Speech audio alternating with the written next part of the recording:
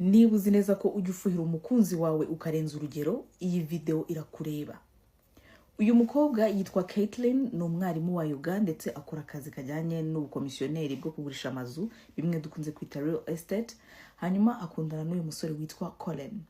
Uyu Colin nawe ni umuprofesiyoneri cyangwa se ni umunyamwuga mu bijyanye no gutwara amagare, ku buryo Red Bull iranamushyigikira, imutera inkunga, ibintu nk'ibyo ngibyo. Gusa aba bombi urukundo rwabo ntabwo rumeze neza, bakundana batandukana bongera basubirana, aba ex murabyumva.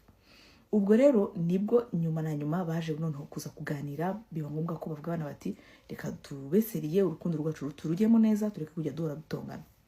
Ariko nyuma y'iminsi mike uyu mukobwa Caitlyn yaje kwitegereza Colin, atangira kumukeka, akajya abona ameze nkaho amara iminsi ameze nka rutuntu arimo kumukinga, yandikira n'abantu buri kanya.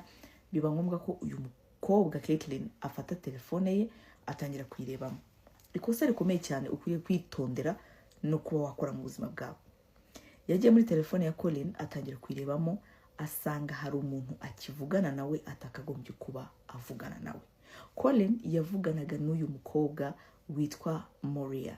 Uyu nguyu yari umu-ex we, bahoze bakundana. Muri ya minsi aba bombi babaga batandukanye, yigeze gukundanamo n'uyu mukobwa Moria. Uyu Moria nawe akaba nawe umunyamwuga mu bijyanye no gutwara amagare, urumva barakoranaga, baranahuraga kenshi cyane. Ubwo rero Caitlyn abibonye byamuteye gufuha cyane, atangira gutekereza ati bivuze ko uyu mugabo ajya nca inyuma. Hanyuma ahita afata telefone ya Colin abloka Moria kugira ngo batazongera kuvugana. Hanyuma mu gakeya ibintu bisubira ku murongo, batangira kongera gukundana neza, nta bintu by'imirwano, nta bintu byo guserera, kubera yuko yari yarablotse wa mukobwa atekereza ko ibintu bimeze neza. Ariko adaciyemo n'ikindi gihe kinini, Caitlyn yongeye kwitegereza Colin, abona ko hari ikintu amukinga. Yahise afata laptop ya Colin, atangira kuyijagajaga, ajya mu message, ajya muri za social media, atangira kurebamo, asanga kumbe Colin yafashe nimero ya Moria, arayihindura yandikaho pizza, ibintu nk'ibyo mbese byo kujijisha nk'ahantu wenda bajya kugura pizza simbizi, cyangwa se yanditseho na mama we, hari abajya babikora.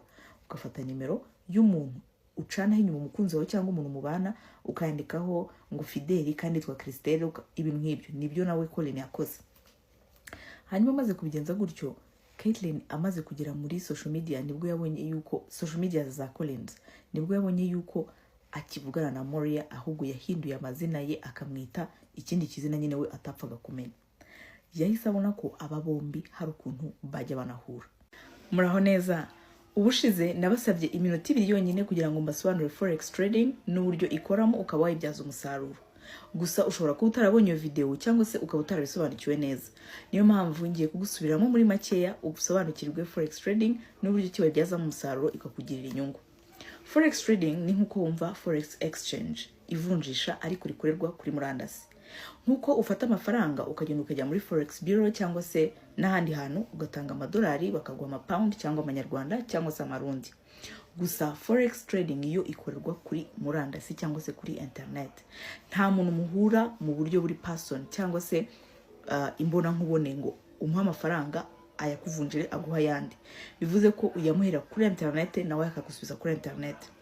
Uburyo ki ikora rero, birasaba ko uba ufite telefone, hanyuma ukaba ufite internet kandi ikora neza. Byakarusho ufite laptop cyangwa se mudasobwa, byaba ari akarusho. Gusa si cyo ngicyo ukeneye gusa, kubera yuko forex trading ntabwo ari urusimbi. Ntabwo ari ikintu ushobora kubyuka uyu munsi ngo ejo mu gitondo utangire ucuruza amafaranga uyavana mu mapound yashyira mu madolari n'ibindi. Iyo bikoze nabi uhubagurika, bishobora kuviramo igihombo gikomeye cyane nayo wari ufite ukayabura. Bisobanuye ko ukeneye ubumenyi kuri forex trading kandi bwiza, bwimbitse, wigishijwe neza ukabisobanukirwa. Ntabwo wabyuka ngo ubikore utarabyize, utabifiteho ubumenyi.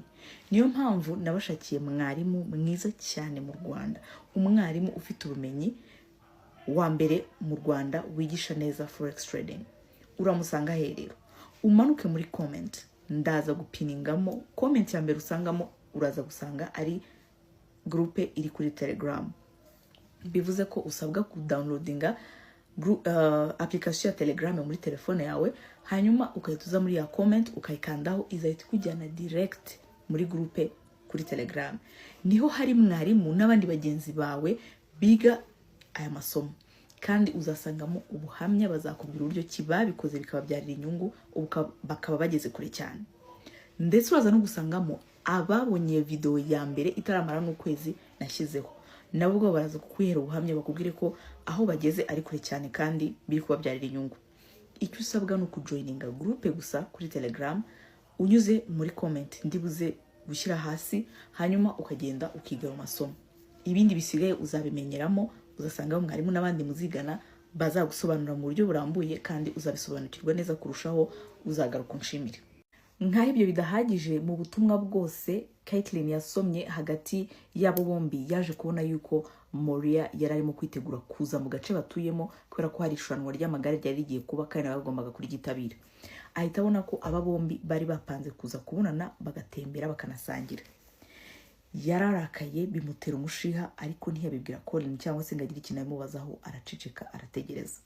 Igihe cyaje kugera, Moriah aza muri wa mujyi batuyemo, hanyuma ahita yifashisha application aba bose bakoreshaga bashyiramo kwa kundi uzajya kwirukanka ukareba ibirometero urukanse, ibintu ngibyo ibijyanye na gym n'iki, atangira kuba tracking yifashishije application amenya ahantu bari. Yarabibonye ko bajyanye koga, aribona ko nyuma yaho koga nyine muri piscine, hanyuma nyuma yaho bajya gusangira ibyo kurya. Noneho ahita nabona yuko Colin yafashe imodoka agashyiramo Moriah akamutahana mu rugo. Uyu mugore nawe yise afata imodoka ye arayatsa. Wa mu boyfriend we Colin acyashingura ikirenge, nawe yahise ashinga iki. Ageze ku muryango asanga umuryango urakinguye, ahita yinjiramo. Agezemo asanga Moriah ari muri douche, sinzi twakoraga, ahita akuramo imbunda yimutunga. Batavuganye n'ibintu byinshi, yahise amurasa, arangije ahita asohoka aragenda. Gusa Moriah ntabwo yabaga wenyine, ahubwo muri iyo minsi yari yaje mu marushanwa, yari arimo kubana n'inshuti yari iri hafi aho ngaho. Iyo nshuti rero nawe yaje gutaha nyuma, aje akinguye ahita abona Moriah aryamye nkaho ngaho. Nubwo bwinshi yahise amagara polisi, aravuga ati mushiti wanjye ari hasi, nimutabare. Ambulance zarahageze, bafata umurambo bajyana kwa muganga, ariko kubw'amahirwe makeya Moriah yapfuye bataramugeza no kwa muganga. Bukeye bwaho polisi yahise ifata Caitlyn iramufunga. Ntabwo bamuzizaga icyaha cyo kuba yishe umuntu, ahubwo yaziraga ibyaha yari yarakoze mu minsi yashize bijyanye n'ubujura n'iki, ariko bashobora kuba bari bamuketse, ahubwo bakitwaza iyo mpamvu y'ubujura kugira ngo barebe ukuntu bamubaza ibibazo. Gusa mu gihe barimo gukora iperereza bamubaza ibibazo, nibwo baje gusanga itariki y'amavuko ya nyayo idahuye n'iyari yanditse kuri icyo gipapuro bari bazanye bamufata. Ubwo biba ngombwa yuko giteshwa agaciro, baramurekura. Nyuma y'iminsi 2 yonyine bamurekuye, Caitlyn yahise agenda ahita afata ya modoka ye arayigurisha, arangije amafaranga akuyemo ahita agenda ajya mu wundi mujyi abonana na murumuna we. Hanyuma yaje kurangira yifashishije passport ze n'ibyangombwa bye bindi, ahita agura itike y'indege ajya muri Costa Rica. Nyuma yaho nibwo polisi yaje kuza gushaka ibimenyetso, irimo gushaka ikishe uwishe Moriah. Hanyuma baza kubona amashusho ya kamera agaragaza imodoka ya Caitlyn iri gusohoka mu rupangu rwaho Moriah yarari umunsi apfa. Nibwo wese bavuga bati uyu muntu nimushyiriho ibyangombwa bijya kumufatisha, hanyuma mumuzane tumubaze. Ariko ntibari bazi yuko Caitlyn yari yamaze kugenda kare, yibereye muri Costa Rica arimo gucilinga, yibereye ku mazi. Ubwo igihe Caitlyn yari amaze gucika muri Amerika, yahise agenda, ageze Costa Rica ahita atangira gushaka ukuntu ahindura ubuzima bwe, atangira kwigisha yoga, umwarimu nyine wa yoga. Arangije ahindura imisatsi ye, urumva imisatsi yasaga umuhondo cyangwa se umweru, arayihindura. Mbere yasaga gutya, hanyuma aza kwihindura gutya. Ngira ngo murabona ko n'izuru yarihinduye, yaje gukoresha plastic surgery, hanyuma bamubaga izuru kugira ngo arebe yuko yakiyoberanya. Nyuma y'ibyumweru 6 byose Caitlyn atekereza yuko yacitse polisi zo muri Amerika byarangiye, nibwo abasirikare bari barimo bamuhiga nyine ahantu hose, barashyize amafoto ahantu hose barimo bamushaka. Ubwo baje kumenya ko ariho ari, barangije baraza baramufata. Amaze iminsi 43 yose yaracitse nyuma yo kwica umuntu. Ubwo bese bamufata bamusubiza muri Amerika, muri Texas, hanyuma bamushyira muri gereza. Iyi ni ifoto ye umunsi bamufashe, hanyuma arafungwa nk'abandi bose. Yamaze umwaka wose ategereje kuzajya kuburana, yarategereje urubanza nyine. Ubwo muri icyo gihe cy'umwaka yarategereje, yararimo aterura icyuma, arimo gukora tize, kuko yatekerezaga yuko atagomba gufungwa ngo birangire aho ngaho. Yari afite umugambi wo kuzacika gereza akigendera. Ubwo amaze guterura icyuma, amaze kubona ko abaze kuba fit, afite imbaraga zo kuba yatoroka gereza, yahise yigira nk'umuntu urwaye, aragenda ajya mu biro, aravuga ngo arwaye akaguru, asaba yuko bamujyana kwa muganga. Bamuhaye abaherekeza nk'ibisanzwe, bamujyana kwa muganga. Hanyuma nyuma yuko amaze kubonana na muganga, yahise areba ku ruhande abona abapolisi babacunga ku jisho ahita afumyamo arirukanka. Ako kanya abapolisi bahise batangira nabo kumwirukankaho, baramwirukankana. Aka ni akavideo kagufi kagaragaza umuntu wagaragaje arimo kwirukanka n'abapolisi bamuri inyuma. Uyu mukobwa agezemo hagati mu nzira yahise atangira kugira gute gukuramo amapantaro ayajugunya, kubera ko imbere yambaremo akantu kameze nka kola, ashaka kugira ngo abantu bataza kumubona yambaye imyenda ya gereza, nyine umva yari afite gahunda yo gutoroka.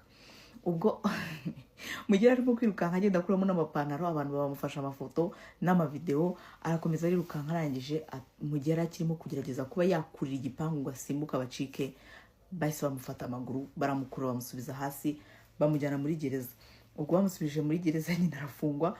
Hanyuma nyuma y'ukwezi ajya mu rubanza araburana, icyaha kiramuhama, bamukatira imyaka 90. Ibyo abakunzi ni danje. Aho kugira ngo uzakunda umuntu bigezaho ujya kwica, ubu utekereza ko agucaho inyuma, uzamureke wigendere. Baravuga ngo akataramagara bajya ku isoko, nikitabuze mu rutoki ni amakoma. Uwo mukunzi wawe uko waba umukunda kose, uko waba utekereza mukundana kose, ibyo mwaracanye mu byose uko byaba bingana kose, ntabwo urukundo mukunda rukwiriye kuguranwa amagara yawe. Kuko iyo ugiye hariya kujya kuborera muri gereza nta buzima ufite hariya. Ubuzima bwe ni nkaho buba burangiye. Gukata imyaka 90 ukagenda ukajya muri gereza ni nkaho baba bakubwiye ngo bagukatiye burundu. Ufite imyaka 30 cyangwa ufite imyaka 20 n'abarakubwiye ngo ukatiye 90 ni burundu. Ntabwo uzarenza ijana nango ugere 150 usohoke muri iyo gereza ugira ubundi buzima uzabaho nawe ngo byare ngo ubuzima buba burangiye. Aho kugira ngo ubuzima bwawe ubugurane kujya kwica umuntu utekereza ko bagucaho inyuma, byaruta ukamureka ukagenda ugashaka undi, cyangwa se ntushake, kuko n'undi biri atubwira ngo gushaka ni byiza no kutabikora ni byiza kurushaho. Ciao. Niyo bagire usigoze subscribe.